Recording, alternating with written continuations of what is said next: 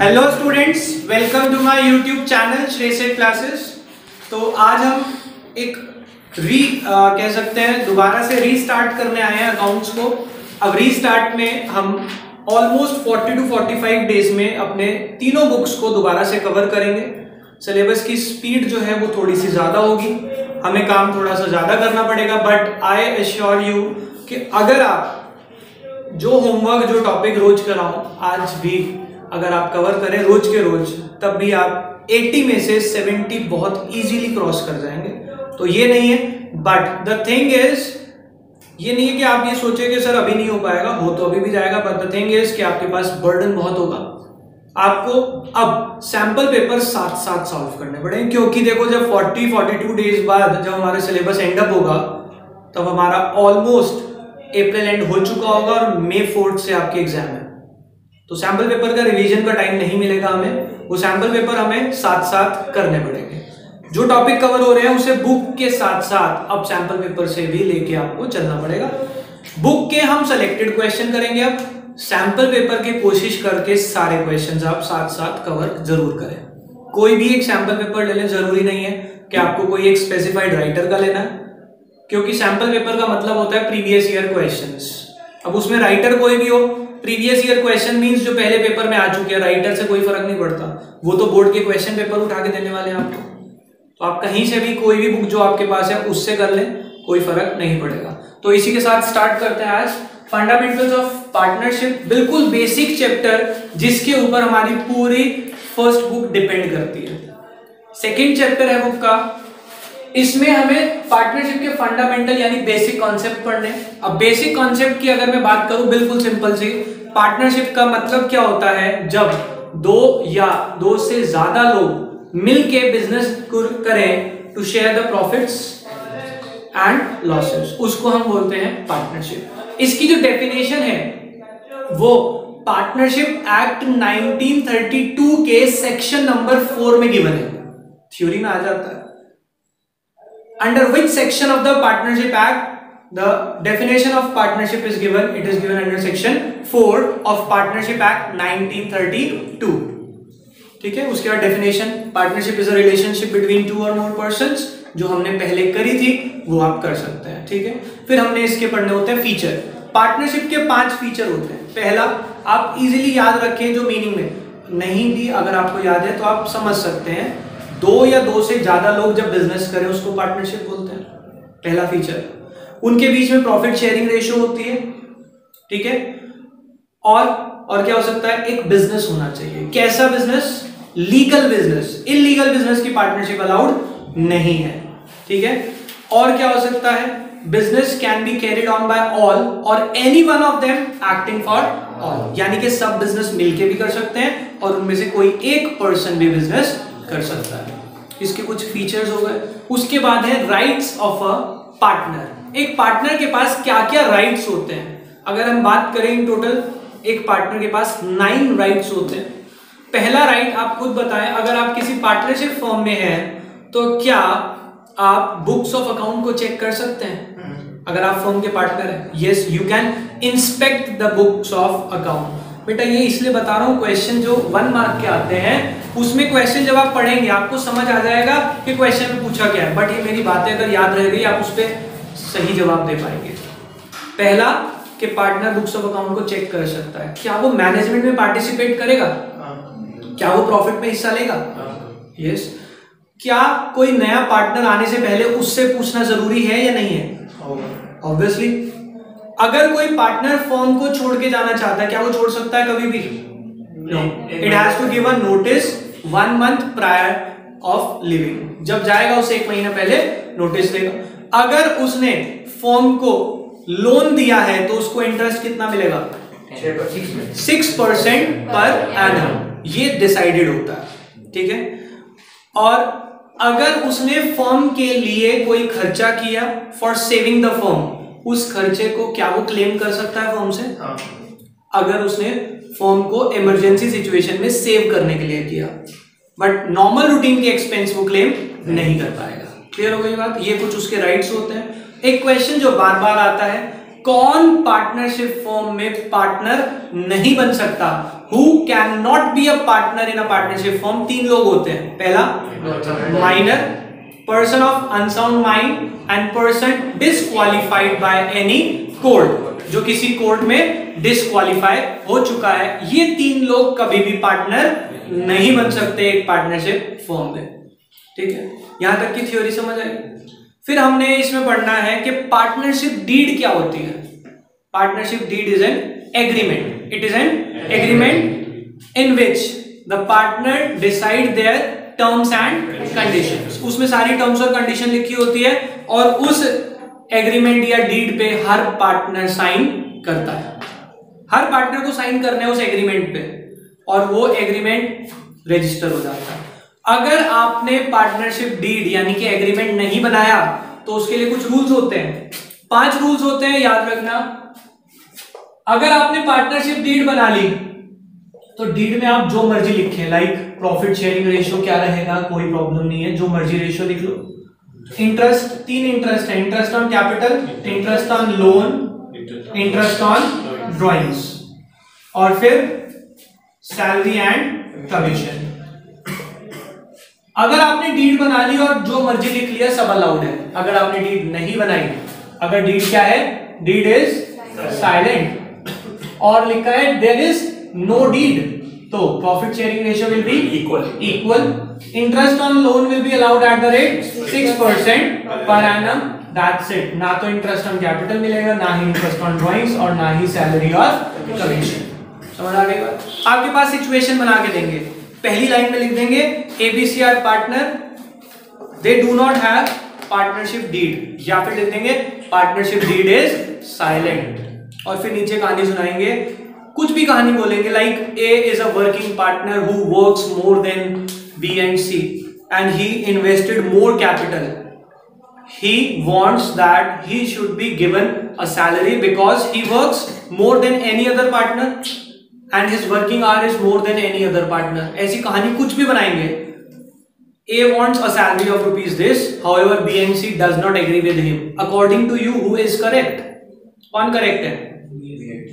आपको कहानी में घुमाएंगे, इमोशनल करेंगे कि उसने ऐसा किया, उसने वैसा किया, वो कह रहा है पैसे दे दो, आप कहेंगे सर मेहनत कर रहा है, इसको इसके हक का पैसा मिलना चाहिए। बेटा इमोशनल नहीं होना। लॉ में क्या लिखा है कि डीड नहीं है, डीड साइलेंट है, तो उसको सैलरी नहीं मिलनी चाहिए। क्लियर हो गई बात? तो आप क्या लिख के आएंगे, आंसर कैसे लिखेंगे? As per partnership act 1932 if deed is silent, none of the partner is allowed any salary or commission, so in the above case the claim of A is incorrect and he should not get any salary।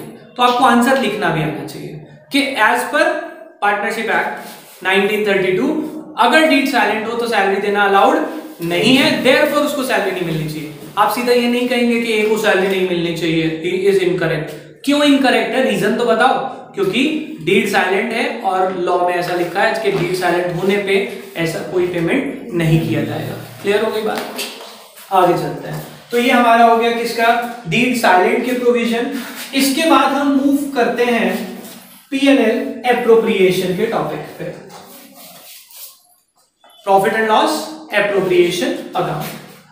हम सब जानते हैं, अब obviously अगर हम final stage पे हैं, exams बिल्कुल हमारे सिर पे है, तो हमें पीएनएल एप्रोप्रिएशन का फॉर्मेट तो आता ही होगा। आज तक ये तो देख ही लिया होगा 2-3 बार 4 बार। Particulars amount, particulars amount, very good. और शॉर्ट फॉर्म लिखनी है नहीं लिखनी? ये एएमटी नहीं आएगा, अमाउंट पूरा आएगा, पर्टिकुलर्स पूरा आएगा, डेबिट साइड क्रेडिट साइड। और पीएनएल एप्रोप्रिएशन एज ऑन, जो उनसे डेट कर रखी होगी वो भी, तो बी प्रिपेयर्ड। और अब मैंने जैसे एक अपडेट अपलोड भी करी थी कि फॉर्मेट्स बने हुए आएंगे आपके पास। अब देखते हैं उसमें क्या क्लैरिफिकेशन होगा। अगर कोई क्लैरिफिकेशन नहीं है बेटा तो मैं आपको अभी रिकमेंड कर दूं कि आप प्लीज लेजर वाले पोर्शन में कोई लेजर ना बनाए तो ज्यादा बेटर है, क्योंकि वहां पे पर्टिकुलर्स के साथ साथ डेट का कॉलम है, हम उसका क्या यूज करेंगे? उन्होंने फॉर्मेट तो इशू कर दी, ये तो सोचा नहीं कि क्या होगा इसका, डेट का कॉलम बना दिया। इसमें तो डेट का कॉलम ही नहीं होता, तो पीएनएल एप्रोप्रिएशन का फॉर्मेट गलत हो गया, इसका मतलब आपका फॉर्मेट गलत हो गया तो टीचर वैसे ही नंबर काट लेगा। बेटा आप उन पेजेस का यूज ही ना करें ना, बी शीट तो अलाउड है ना आपको पेपर में, सिंपल सी बात है। आपके पास शुरू में प्लेन शीट्स होंगी, 17 तक आपके पास प्लेन शीट्स होंगी, उन प्लेन शीट्स में पेपर सॉल्व करें, उसके बाद वो भर जाती हैं, बी शीट ले लो, ठीक है। और अदरवाइज पेपर में कुछ इंस्ट्रक्शन हो सकती है मे बी टॉप पे कि ये वाले क्वेश्चंस आप उसमें अटेम्प्ट करें, अगर ऐसा है फिर वहां पे करेंगे आप, ठीक है। उसके बारे में डिस्कशन हम कर लेंगे क्योंकि अभी क्लैरिफिकेशन होपफुली आ जाएगी। पढ़ते हैं फिलहाल इसे। पीएनएल एप्रोप्रिएशन का हम फॉर्मेट जानते हैं और पीएनएल एप्रोप्रिएशन हमेशा स्टार्ट कहां से होगा, by profit and loss account net profit, आपको क्वेश्चन में गिवन होगा, ठीक है। अब इसकी इमरजेंस क्यों हुई थी, अकाउंट हम क्यों बनाते हैं, इसकी डिटेल के लिए आप एक काम करना, बेसिक वीडियोस जो पहले अपलोडेड है अगर जरूरत पड़े तो देख लेना। अभी मैं सीधा फॉर्मेट पे जाऊंगा क्योंकि मुझे टाइम को मैनेज करना है। हमारा पीएनएल एप्रोप्रिएशन स्टार्ट होता है net profit by profit and loss account net profit. PNL account नहीं लिखेंगे, पूरा लिखेंगे by profit and loss account. ये नहीं लिखना नेट प्रॉफिट, इसकी कंपल्सन नहीं है, बट पूरा लिखा जाएगा। क्वेश्चन में क्या गिवन होता है, पूरी पहले कहानी सुनाई होगी, लास्ट लाइन में ज्यादातर गिवन होता है the firm earn a profit of ₹1,50,000 during the year. जो प्रॉफिट दिया हुआ है दैट इज नेट प्रॉफिट, ठीक है। वहां से आपका क्वेश्चन स्टार्ट होगा। उसके बाद क्रेडिट साइड में सिर्फ एक चीज और आती है, बाय इंटरेस्ट ऑन ड्रॉइंग्स। जितने भी पार्टनर होंगे, A is capital, B is capital और सी इज कैपिटल, जो भी होंगे उन सबका अमाउंट इनर कॉलम में आएगा, टोटल आउटर कॉलम में आएगा। कोई प्रॉब्लम? हाँ जी, कोई प्रॉब्लम? आगे चलते हैं। इधर आ जाएगा टू इंटरेस्ट ऑन कैपिटल। जितने भी पार्टनर होंगे ए बी, पूरा लिखेंगे ए इज कैपिटल अकाउंट, यहां पे अमाउंट इनर कॉलम में, टोटल आउटर कॉलम में। अगर किसी पार्टनर को सैलरी दी है तो वो लिखा जाएगा to A's capital account bracket salary, to B's capital account bracket salary या कमीशन, जो भी गिवन होगी, दोनों की सैलरी भी हो सकती है, दोनों की कमीशन भी, एक की सैलरी एक की कमीशन भी हो सकती है। बेसिकली मोटिव क्या है कि इंटरेस्ट ऑन कैपिटल हो, सैलरी हो या कमीशन हो, वो दोनों तीनों डेबिट साइड रहेंगे। आगे चलते हैं। हमारे पास इसके अलावा क्वेश्चन में एक सिर्फ रिजर्व और दिया हो सकता है, तो वो भी हम यहां लिखेंगे टू रिजर्व्स। रिजर्व क्या होते हैं, प्रॉफिट का कुछ पोर्शन जो हमने सेव कर लिया, वो कहते हैं 5% या 10% of the net profit is transfer to reserve. तो जो प्रॉफिट होगा उसका 5 या 10% निकाल के हम रिजर्व में ट्रांसफर कर देंगे, ठीक है। इसके बाद हम क्या करते हैं, ऑब्वियसली हम इधर का टोटल करने वाले हैं, इस टोटल में से ये माइनस करेंगे और यहां क्या लिखा जाएगा, to profit transfer to A's capital account to B's capital account, right. इसके बाद हमारा ये जो अकाउंट है ये पूरा क्लोज हो जाएगा। कोई प्रॉब्लम बेटा इसमें? अब इसमें कुछ बातें ऐसी होंगी जो आपको बार बार डिस्टर्ब करेंगी। इसके अलावा हमारे पास फॉर्मेट में या क्वेश्चन में कुछ एक्सपेंसेस दिए हो सकते हैं, ध्यान से समझना, जो इनके अलावा है। अब इनके अलावा तो तब समझ आएंगे जब ये पूरा फॉर्मेट दिमाग में प्रॉपर तरीके से फीडेड होगा। इधर आया प्रॉफिट, इंटरेस्ट ऑन ड्रॉइंग्स, उसके अलावा interest on capital, salary, commission, reserve और बैलेंस, इधर आया तो प्रॉफिट और इधर आया तो लॉस, ठीक है। इसके अलावा जो भी होगा क्या देते हैं generally, manager commission, rent, interest on A's loan या इंटरेस्ट ऑन बीज लोन, वो ए का लोन दे देंगे क्वेश्चन में। आप कहेंगे लोन कहां लिखो, लोन कहां लिखना बेटा, लोन कहीं नहीं आता पीएनएल एप्रोप्रिएशन में, लेकिन लोन पे अगर ना भी बताया हो तो क्या इंटरेस्ट देना पड़ेगा। अभी पढ़ के आए हैं टॉपिक, सर अगर कुछ नहीं बताया तो कितने परसेंट इंटरेस्ट देंगे, 6%। कितने टाइम का देंगे, क्वेश्चन में बताया होगा कि किस दिन लोन दिया उसने, ठीक है। अब वो जो इंटरेस्ट हमने उसको पे किया वो फर्म के लिए इनकम है या एक्सपेंस है, एक्सपेंस है ऑब्वियसली, क्योंकि लोन हमने लिया है तो इंटरेस्ट देना पड़ेगा। अब जब इंटरेस्ट देंगे तो वो खर्चा है, तो वो क्या करेंगे, आप क्रेडिट डेबिट में नहीं लिखेंगे क्योंकि फॉर्मेट मेरा पूरा हो चुका बेटा। आप क्या करेंगे, जो प्रॉफिट दिया हुआ है उस प्रॉफिट में से आप उस इंटरेस्ट को माइनस कर देंगे, इंटरेस्ट ऑन लोन।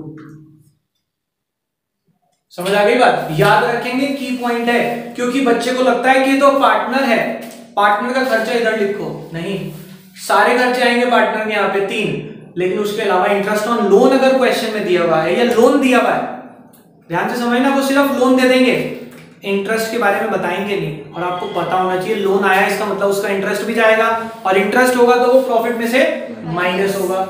अच्छा, इसके अलावा क्वेश्चन में आपको देके रखते हैं रेंट या फिर देके रखते हैं मैनेजर कमीशन, ये सब आपको नेट प्रॉफिट में से ही माइनस करना है।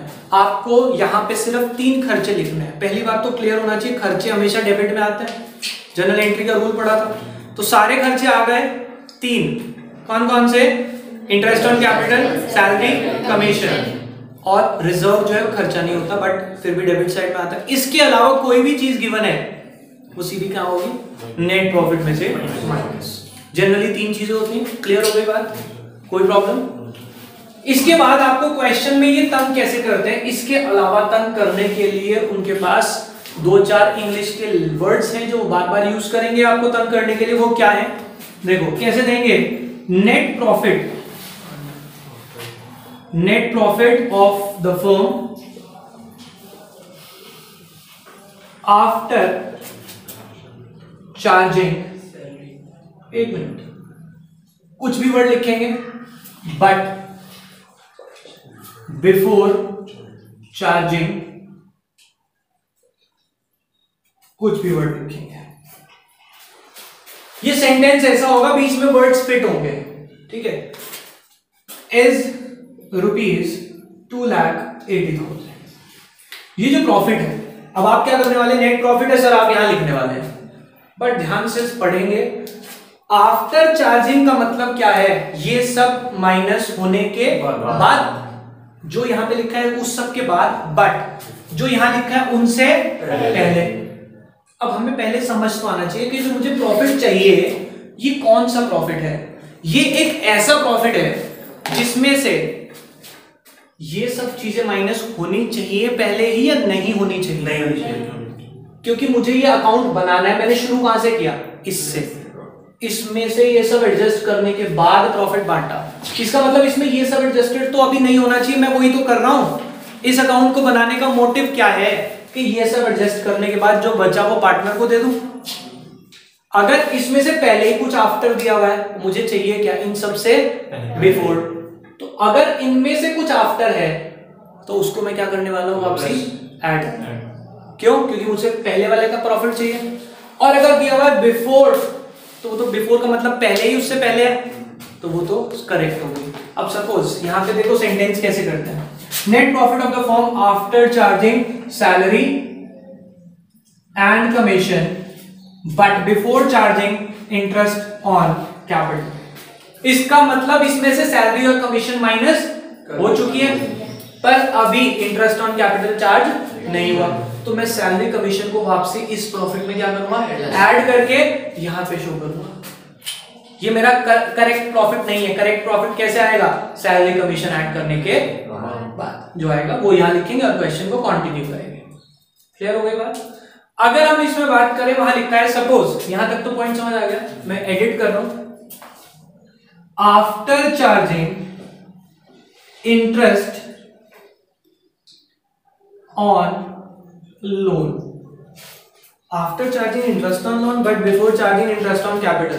इसका मतलब लोन पे इंटरेस्ट देने के बाद पर इंटरेस्ट ऑन कैपिटल से, बेटा मुझे ये जो प्रॉफिट चाहिए होता है उसमें इंटरेस्ट ऑन लोन के बाद वाला ही चाहिए होता है, क्योंकि हम लोन तो पहले ही माइनस कर रहे हैं ना इंटरेस्ट ऑन लोन, तो बाद वाला, इसका मतलब प्रॉफिट सही दिया हुआ है। ये सेंटेंस जितना ध्यान से पढ़ोगे उतने जल्दी समझ आएगा, और जितनी जल्दी में पढ़ गए कंफ्यूज हो जाओगे। और दिमाग में क्लियर रखना ये प्रॉफिट कौन सा होता है। सारे खर्चे तो इसमें माइनस हो चुके होते हैं, पर कौन से खर्चे नहीं होते, ये 3, ठीक है। अगर इनके आफ्टर दिया हुआ है तो इनमें से जो आफ्टर है ना उसे प्लस कर देंगे वापसी उठा के। ये बिल्कुल इसका क्रक्स है कि इन तीनों में से अगर कुछ माइनस हुआ है, इन तीनों का नाम आफ्टर के साथ लिखा है, तो इसे वापसी ऐड करके सही प्रॉफिट आएगा। क्लियर हो गई बात? तो एक ये सेंटेंस आपको तंग करेंगे। पीएनएल एप्रोप्रिएशन का मेरा टॉपिक यहाँ पे एंड अप होता है। इसके बाद मुझे जो नेक्स्ट टॉपिक करना है that is partners capital account. यहीं से लिंक होगा वो टॉपिक मेरा।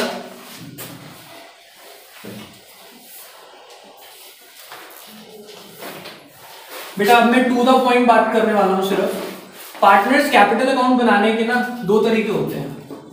एक होता है मेरा करंट मेथड, फिक्स मेथड, और एक होता है फ्लक्चुएटिंग मेथड। एक होता है फिक्स मेथड और एक फ्लक्चुएटिंग मेथड। मैं कैपिटल अकाउंट आपको बनाना सिखा रहा हूं फ्लक्चुएटिंग मेथड से, क्योंकि आप सब अब इतनी प्रैक्टिस कर चुके हैं कि आपको पता लग गया कि मैक्सिमम क्वेश्चन में फ्लक्चुएटिंग मेथड से ही आता है।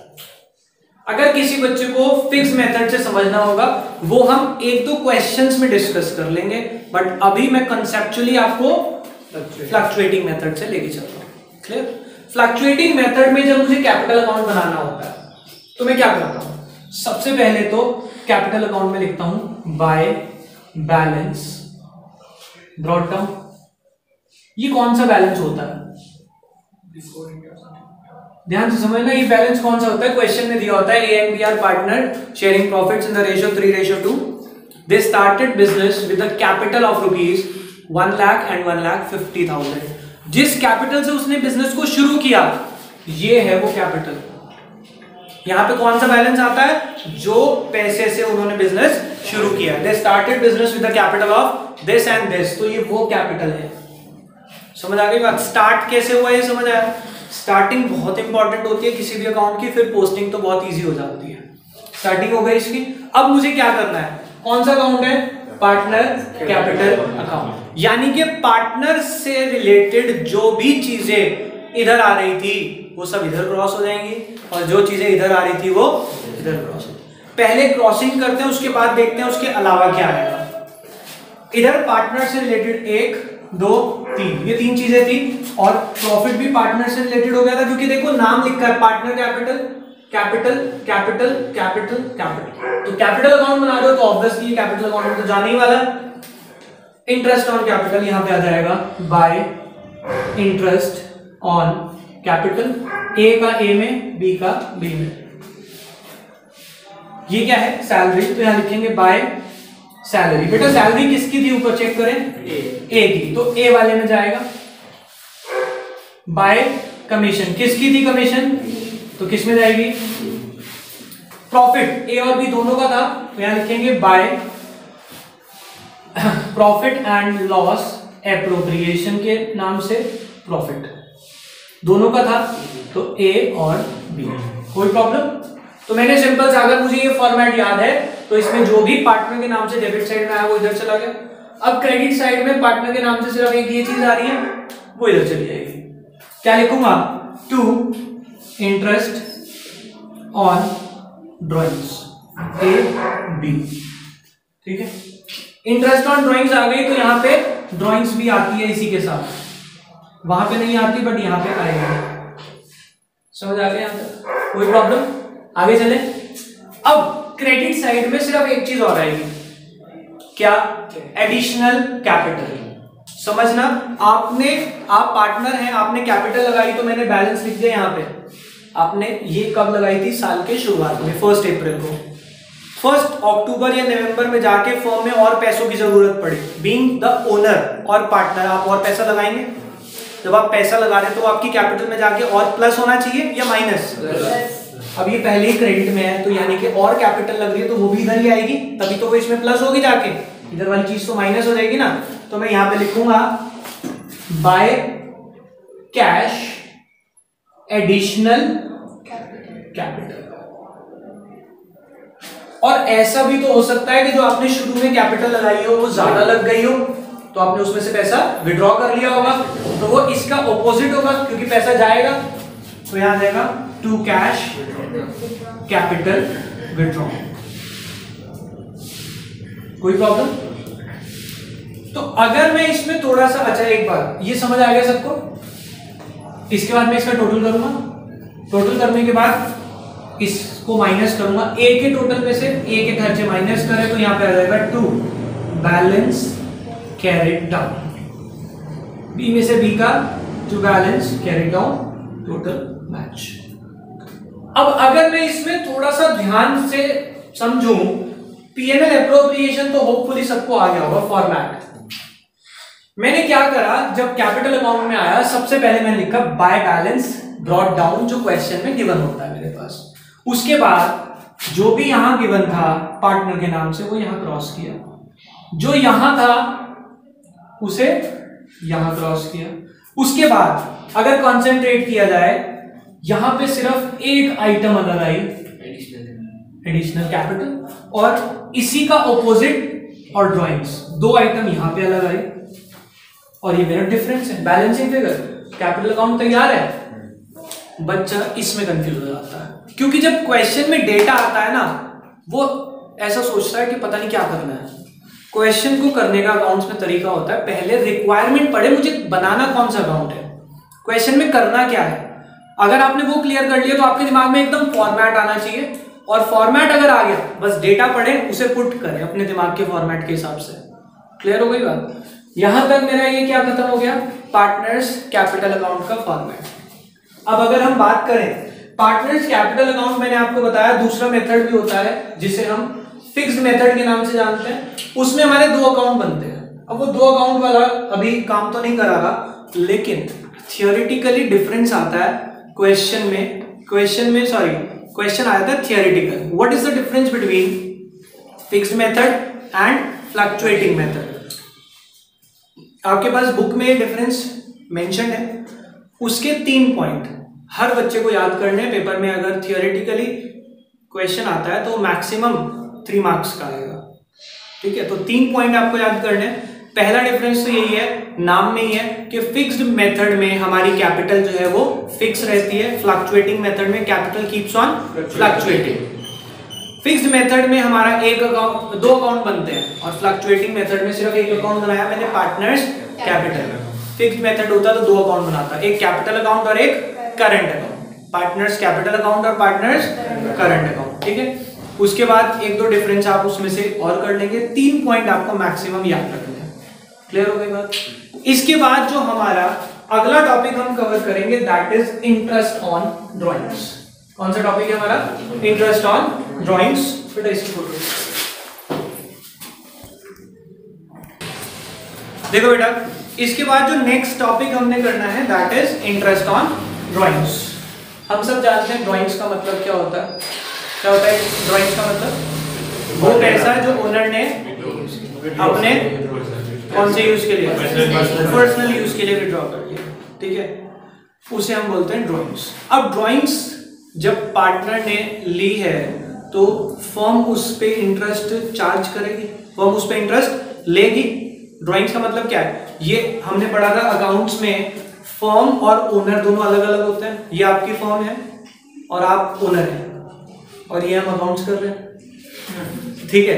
तो फर्म और ओनर के बीच में जो डिफरेंस होता है, अकाउंट्स किसके हिसाब से बनता है? फर्म के हिसाब से बनती है अकाउंटिंग हमेशा। आपने, ये आपकी फर्म है, आपने इससे ड्राइंग्स करी, यानी कि आप इससे पैसा लेके गए हैं, और जब आपने पैसा लिया तो आप इंटरेस्ट देना पड़ेगा।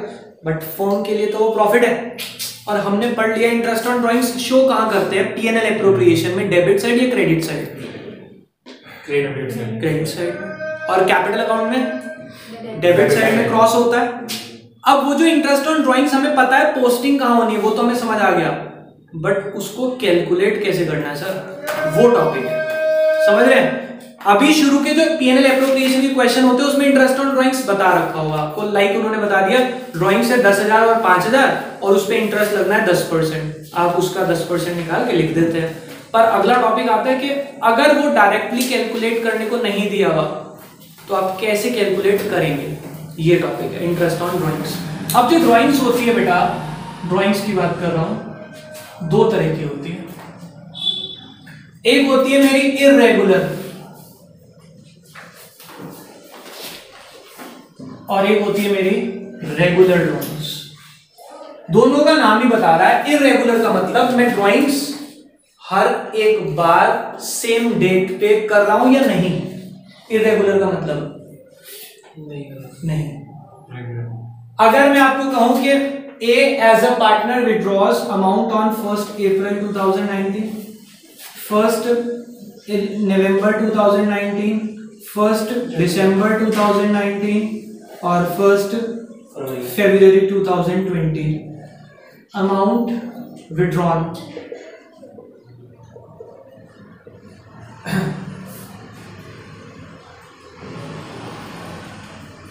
$5,000, $10,000, $12,000 और $15,000। इस ड्राइंग को आप क्या कह सकते हैं कि इसमें कोई पैटर्न पता चल रहा है क्या आपको? नहीं। कोई सीक्वेंस है? No. Neither in date nor in amount. तो इसको मैं बोलूंगा इररेगुलर ड्राइंग्स। रेगुलर किसे बोलूंगा? मैंने वहां पे लिखा है A as a partner withdraws ₹5,000 per month in the beginning of every month. 5,000 रुपए हर महीने और पहली तारीख में निकाल रहा है, तो वो रेगुलर हो गई। ये कौन सी है? रेगुलर और इरेगुलर के बीच में डिफरेंस समझ आया? पेपर में आपको नहीं बताया होगा कि ये रेगुलर है या इरेगुलर है, बट आपको आइडेंटिफाई करनी आनी चाहिए। अब ये इरेगुलर ड्राइंग्स है, इस पे मुझे इंटरेस्ट निकालना है। सपोज इंटरेस्ट का रेट दिया है 12%। इंटरेस्ट का रेट क्या दिया हुआ है? 12% पर एनम। तो हम कैसे निकालेंगे इंटरेस्ट ऑन ड्राइंग्स? इसके बाद मैं एक कॉलम बनाऊंगा टाइम का।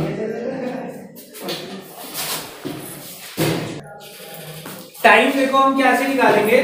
जिस दिन अमाउंट विड्रॉ किया वहां से ईयर एंड तक कितना टाइम बचता है। 1 अप्रैल, ईयर एंड कब होगा? 31 मार्च 2020 में कितना टाइम है? पूरे 12 मंथ्स। तो यहाँ पे टाइम आ गया। यहां से ईयर एंड तक कितना टाइम बचता है? 5 मंथ्स, 4 मंथ्स और 2 मंथ्स। समझ आ गई बात? अब इसके बाद मैं निकालूंगा यहाँ पे इनका प्रोडक्ट। ठीक है, 60,000 कितना आ जाएगा? 50। या इसमें प्रोडक्ट ना निकाल के लास्ट कॉलम आप बना ले इंटरेस्ट ऑन ड्राइंग्स। सीधा आंसर निकालते हैं। पहली बार जो हमने अमाउंट विड्रॉ करा दैट वाज 5,000। ठीक है, इनटू इंटरेस्ट कितना है? 12% इनटू टाइम कितना है? 12/12। सॉल्व हो जाएगा ये? कितना आ जाएगा? 600। फिर इसके बाद हम निकालेंगे 10,000 into 12/100 into 5/12। Similarly 12,000 into 12/100 into 4/15,000 into 12/100 into 2/12। समझ आ गई बात? ऐसे हमारा क्या निकल जाएगा? Interest on drawings. ये कब निकलेगा? जब मेरी ड्राइंग्स कैसी है? इररेगुलर। मुझे नहीं पता कि कब क्या निकलने वाला है। कोई प्रॉब्लम इसमें? इसमें ये हो गया मेरा इररेगुलर का सिंपल मेथड। इररेगुलर का सिंपल मेथड। तो इररेगुलर में 2 मेथड है, इसका मतलब जी ये हो गया कौन सा? सिंपल। मैंने इसमें इंटरेस्ट जो है सिंपल मेथड से निकाल दिया। अगर मैं इसी में बात करूं कि मुझे यही क्वेश्चन सॉल्व करना है कौन से मेथड से? Product method.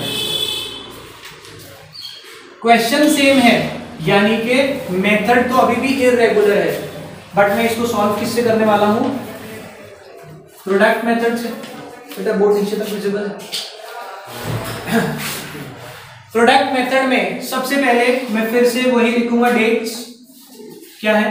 1 अप्रैल, 1 नवंबर, 1 दिसंबर और 1 फरवरी।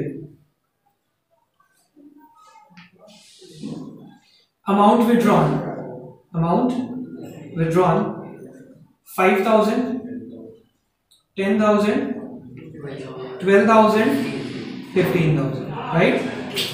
फिर मैं निकालूंगा टाइम पीरियड। सेम कॉलम बनाऊंगा 12, 5, 4 और 2, और एक कॉलम बनेगा मेरा प्रोडक्ट का। इसे मल्टीप्लाई कर लेंगे हम 60,000, 50,000, 48,000 और 30,000। इसका सम कर लेंगे 90, 140 और 188। इसका प्रोडक्ट आ गया 188। अब मैं इसमें निकालूंगा interest on drawing is equal to 188 into 12/100 into 1/12। Simple method में हमारा क्या होता है, हम सीधा यहीं से इंटरेस्ट निकालना शुरू कर देते हैं।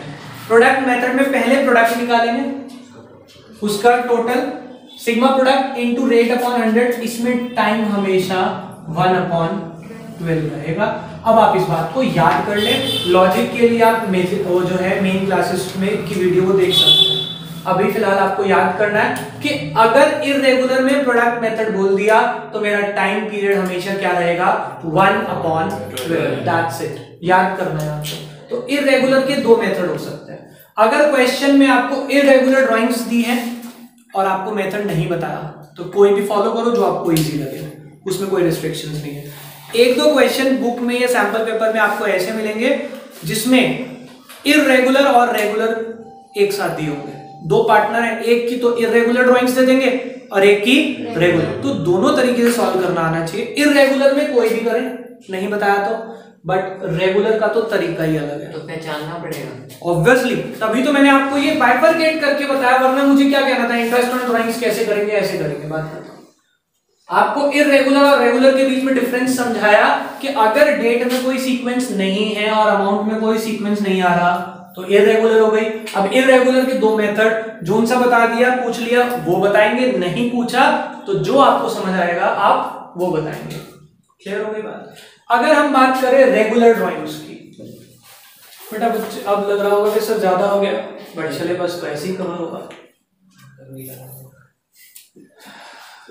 इसकी फोटो बेटा इसमें से क्लिक कर लेंगे, वीडियो में से नहीं क्लिक करेंगे, कर ली, वेरी गुड। चल अब हम बात करते हैं, अगर मेरी ड्राइंग्स मुझे कहा हुआ है कैसी हैं, रेगुलर ड्राइंग्स। अब रेगुलर ड्राइंग्स के लिए मैंने आपको बताया कि क्वेश्चन में क्या कहा होगा कि पार्टनर ने विड्रॉ करा है such and such amount on such and such date, on every month, on every quarter या ऑन एवरी बाय मंथली, कुछ भी हो सकता है, बट एक सीक्वेंस होगा अमाउंट निकालने का, और सिंगल अमाउंट हर बार निकल रहा होगा, जैसे 5,000 रुपए हर महीने, 6,000 रुपए हर महीने, कुछ ऐसी सी वैल्यूज दे रखी होंगी आपको।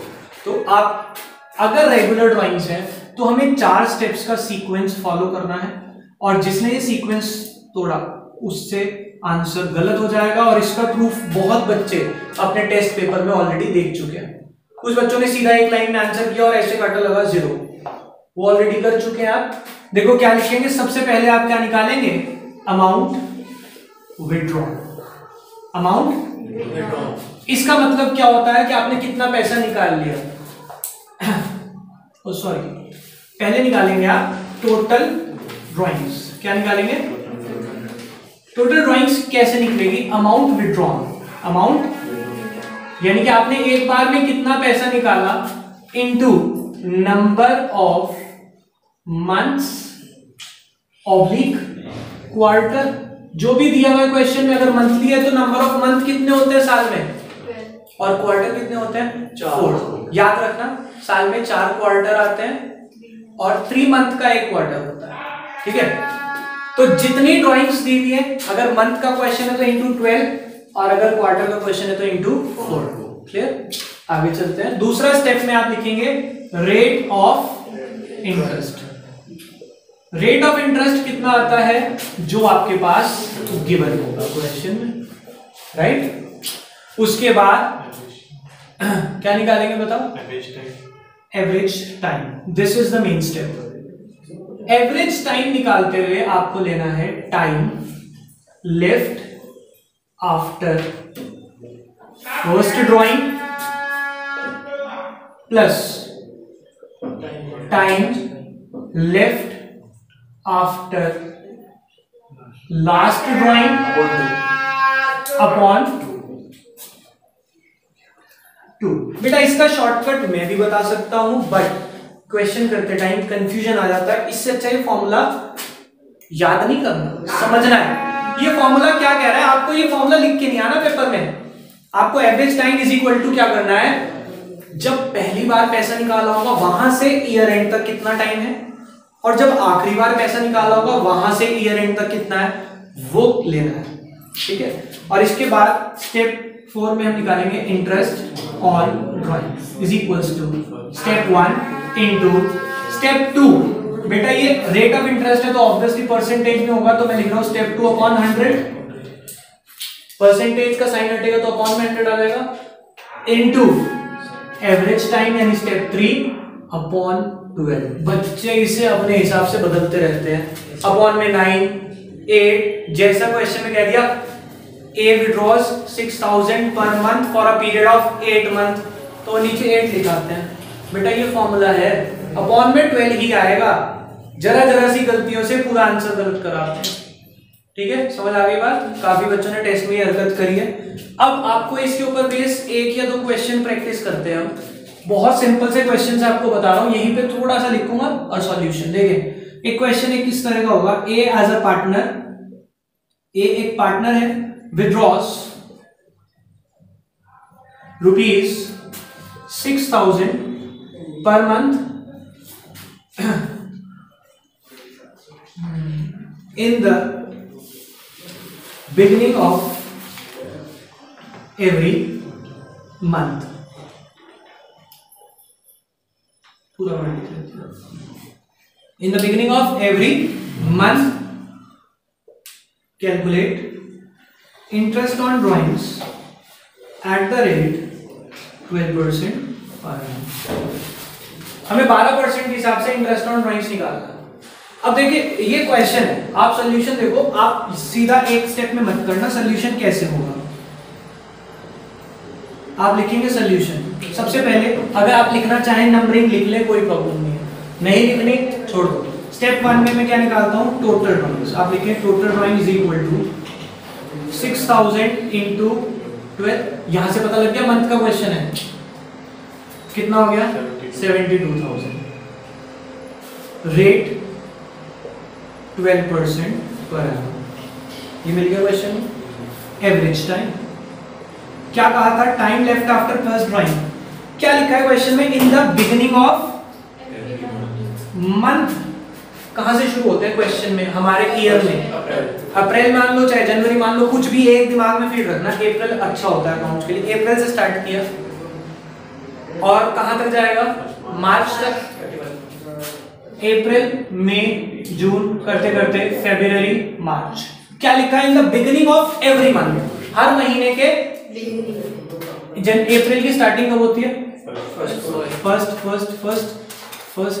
हर महीने के फर्स्ट बोला ना, बिगिनिंग ऑफ एवरी मंथ।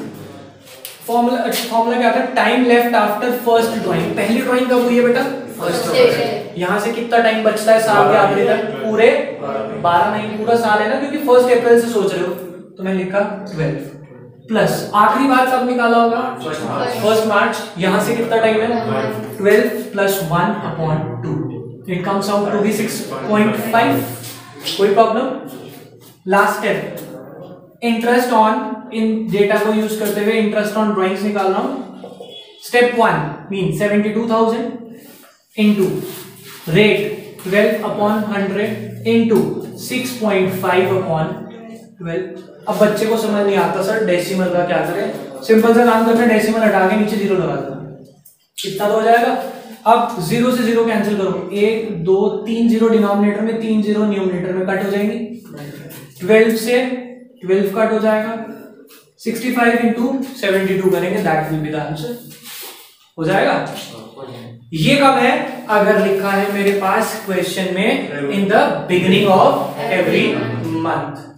ठीक है, आप वीडियो देख के कर लेंगे, अगर आपको डेटा और चाहिए होगा आप इसको एक बार और ऑब्जर्व कर लेना। अगर बिगिनिंग की बताए मेरे पास लिखा हो in the middle of every month question में, तो इधर देखें स्टेप्स तो अब भी वही लगने हैं। हर महीने के मिडिल का मतलब क्या हो गया, total drawing is equal to 6000 into 12 देश।